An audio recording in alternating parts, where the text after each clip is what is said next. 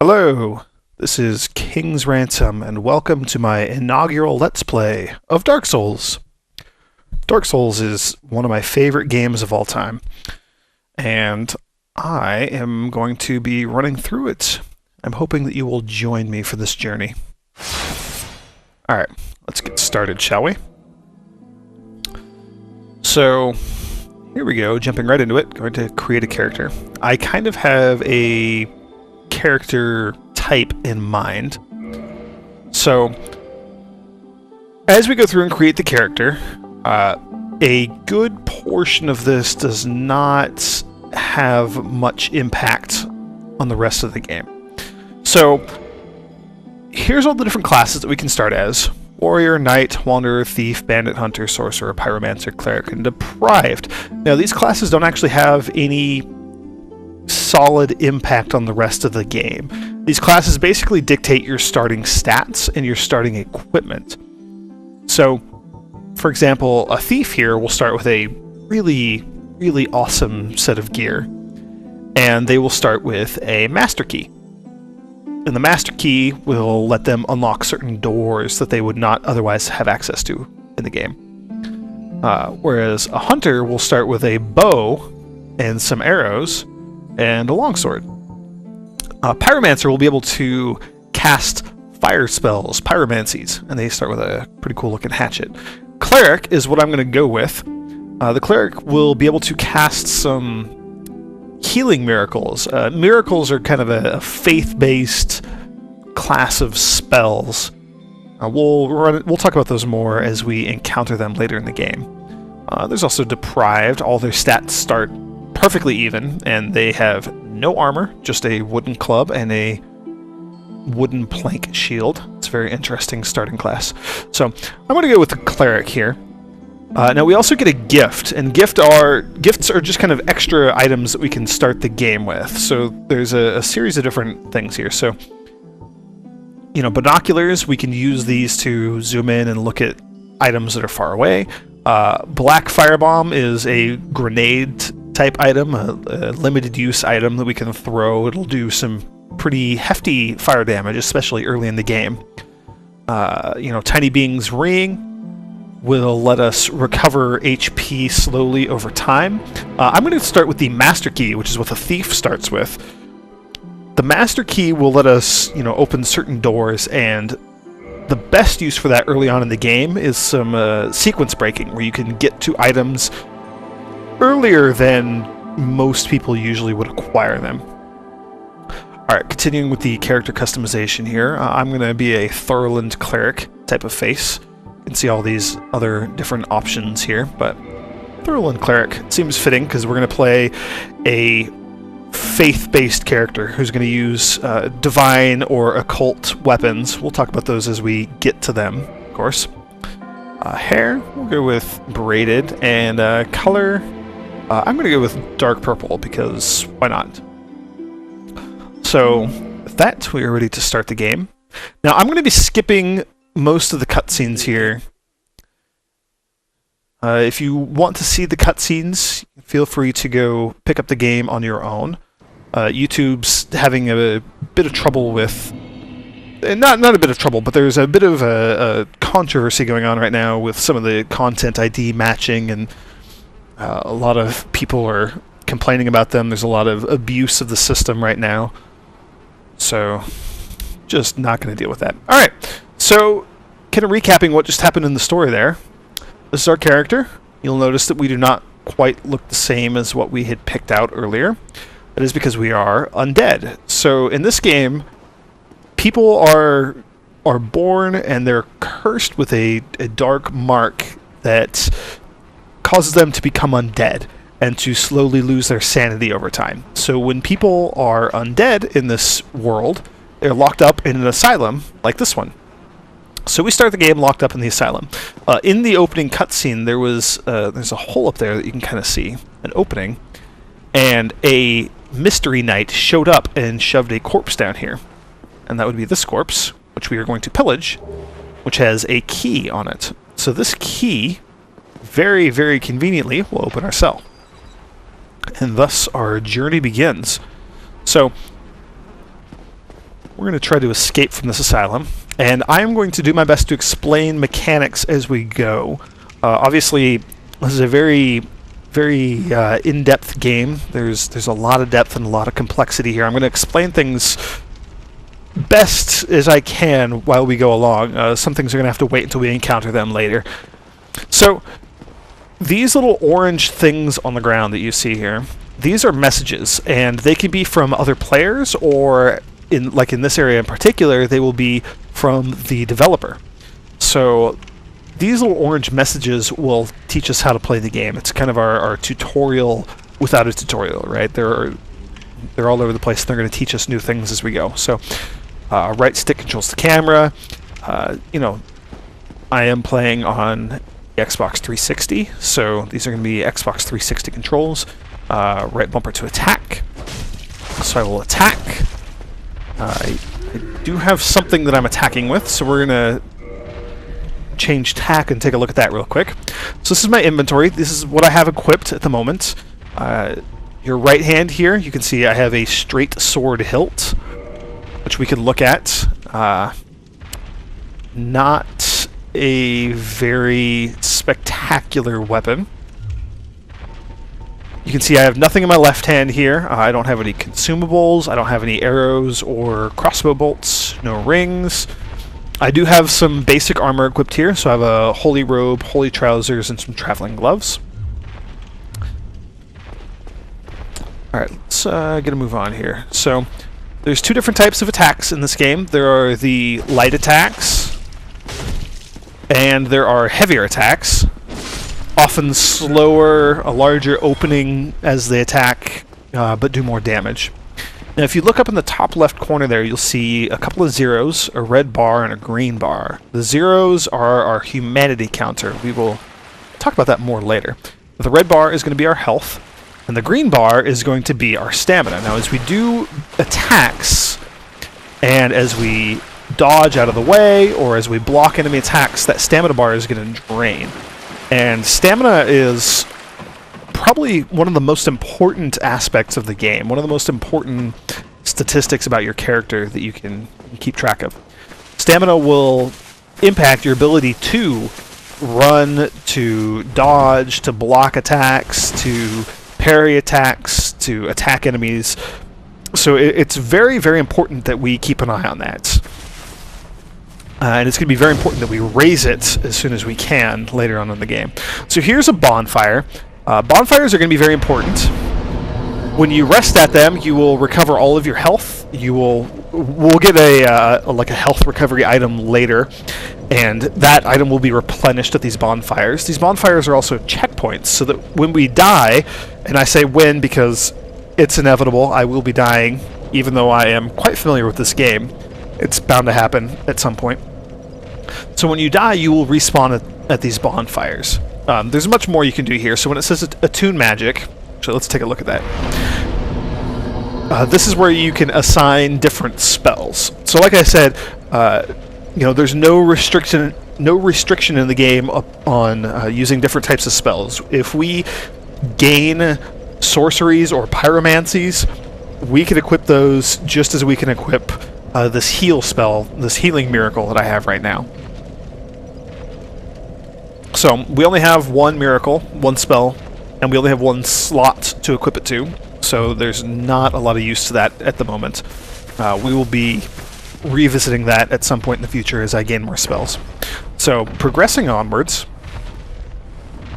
we can open these doors, and they're a nice looking chamber here. We got another tutorial message. Get away! That is fantastic advice, because that is a very large looking demon. So let's attack this guy. 3 damage. Yeah, I don't think we're going to be doing much to him with our sword hilt here, so I am going to use that advice and run away. And cannot return, so we're going to progress forward. Now, exploration is a very big, very important part of this game, and it's one of the main reasons why I like this game so much, is because all the exploration that you can do that will lead to hidden areas, secret areas, being able to get to places that, you know, normally you don't think that you would be able to get to. And we'll talk about that more as we go. All right, get your shield. That seems like very, very good advice. So there's an archer out there who's shooting at us. And conveniently, this corpse has a shield on it. So I'm going to go ahead and equip that shield. I'm going to go ahead and take a look at this shield. So when you look at it, a whole lot of numbers and things on this screen. The important ones are in the middle column there, where it talks about damage reduction percentage. So if you look at it, you'll see, for physical damage with an 88. That means 88% of the damage done to us when we have the shield up will just be nullified. So we're only taking 12% of the damage we would otherwise when we have our shield. When we're using our shield, not just for having it. Magic damage, it reduces 40% of the damage. Fire, 30%. Lightning, 65%. Stability, I'll talk about that a bit more later. And then you'll see the next level down, required parameters. So there's a 6 by a muscle arm. That means it requires a minimum of 6 strength to use. Luckily, we have 12 strength, so we don't really have to worry about that right now. But as a faith-based character, I'm not really planning on raising my strength too much.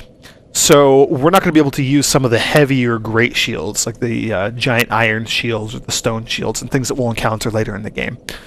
Durability, items in this game all have durability, and they can break and be destroyed when they run out of durability. Not a huge problem, but it is something that you have to pay attention to every now and again. And then weight. And weight is very important. It controls kind of how fast you can dodge, and it impacts if it impacts how quickly your character can dodge, how quickly you can run. It's very important, actually, and we'll be talking about that later when we get some more equipment to play around, and I can show you some of the differences. So we have a shield equipped, which means now we can come out here and we can block this guy's arrows. We will still take a tiny bit of damage from his arrows or any other attacks that we block, just because of the shield. And that's a mace. So I'm going to go ahead and equip the mace instead of this sword hilt. And I'm hoping this mace will do a bit more damage to these things. Which it does. So, that is a very satisfying feeling. Alright, so here's a fog door. These fog doors usually, not one way, not preventing you from returning or anything like that, but they're used to kind of mark off different areas, to kind of indicate, hey, you're entering a new area. We'll also often find fog doors like that one before bosses. So that's another thing to keep an eye on. So just going to be running along here. So there's stairs up and stairs down. We're going to dodge that boulder really quick. Very conveniently opened up this area here. Ah! And here's a knight. Now, this knight looks suspiciously like the one that kicked the corpse down and let us escape our cell earlier. So I'm going to go ahead and talk to this guy and see if he has anything interesting to say. Thank goodness. I'm done for, I'm afraid. I'll die soon, then lose my sanity. Yeah, he definitely doesn't look like he's doing so well here. You and I, we're both undead. Hear me out, will you? Alright, we'll go ahead and hear him out. Hear what this undead knight has to say. In my mission. Hopefully it's something interesting. Keep the torch lit. There is an old saying in my family. Oh, an old saying. Thou art undead art chosen. When thine exodus from the undead asylum maketh pilgrimage to the land of ancient lords, when thou ringeth the bell of awakening, the fate of the undead thou shalt know. Well, now you know. And I can die with hope in my heart. Oh, one more thing. Here, take this. Ooh, I like presents. An Estus flask. An undead favorite. Ooh, Estus flask. Oh, and this. Ooh, and a key. Now I must bid farewell. That's fantastic. I harm you after death. So go now, and thank you. And if that was incredibly cryptic and doesn't seem immediately helpful, good. Because that's how most of the story is handled in this game. he mentioned the Bell of Awakening.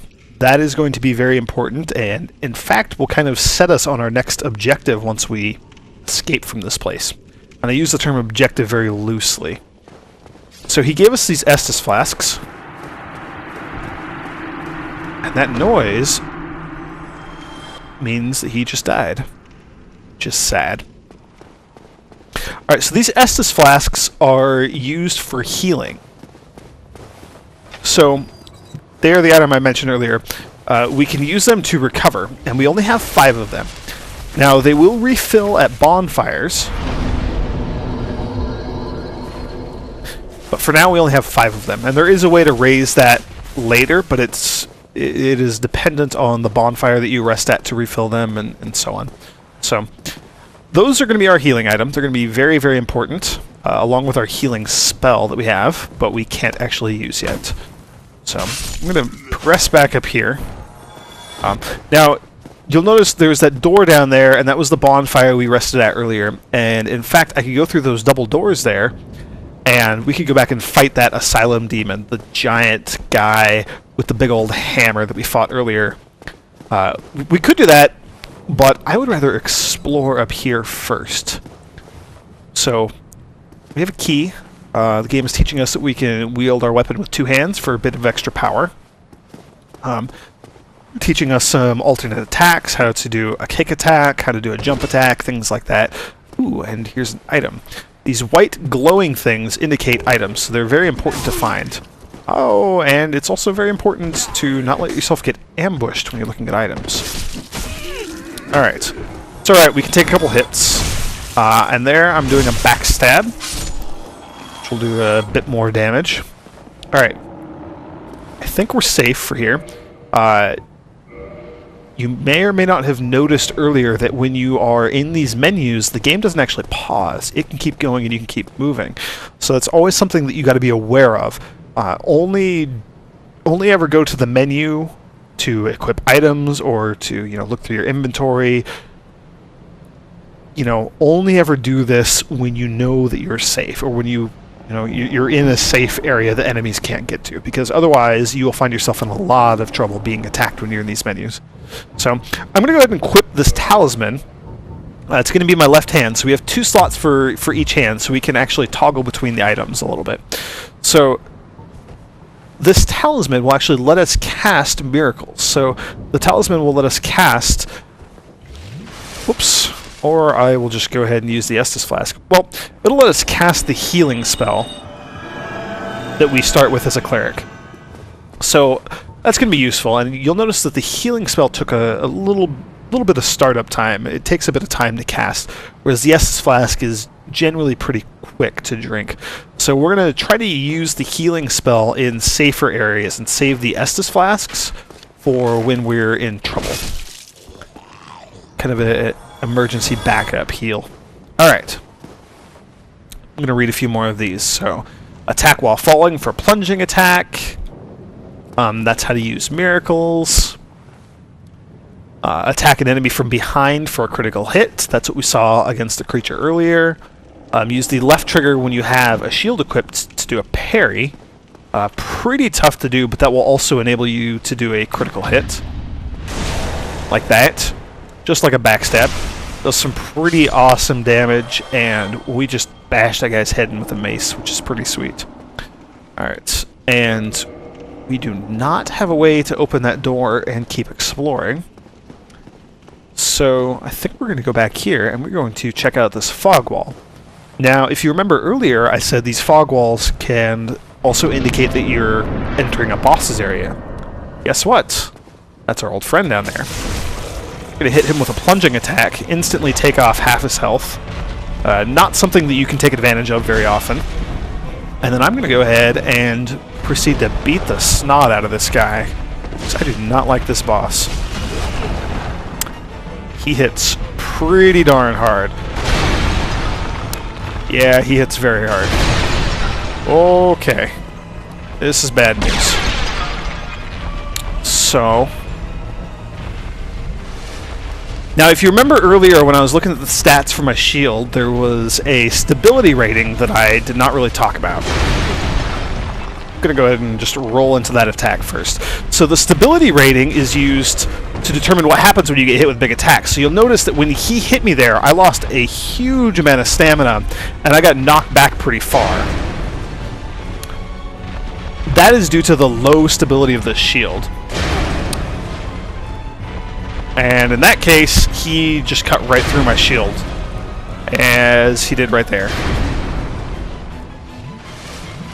Gonna go ahead and heal up real quick.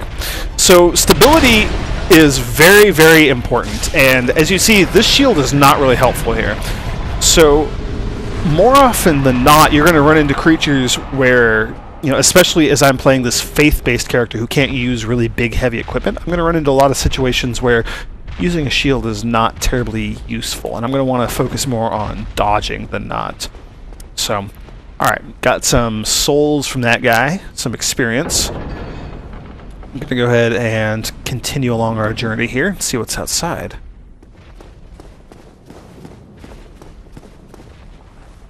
Another message. Good job. Go straight ahead. I shall do just that. I'm going to run up this hill here and enjoy another cutscene. And I'm actually going to let the first part of this cutscene play out. Only in the ancient legends it is stated that one day an undead shall be chosen. Oh no, a giant bird!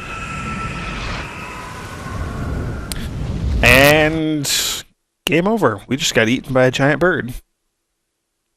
I'm skipping the rest of the cutscene there.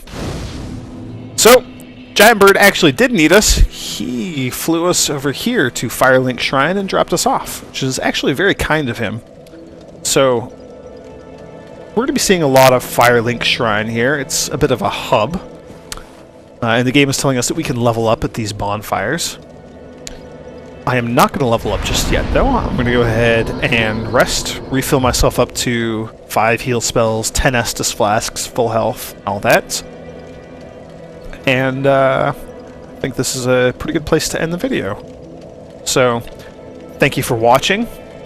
I am King's Ransom, and I will see you next time when we play more of Dark Souls.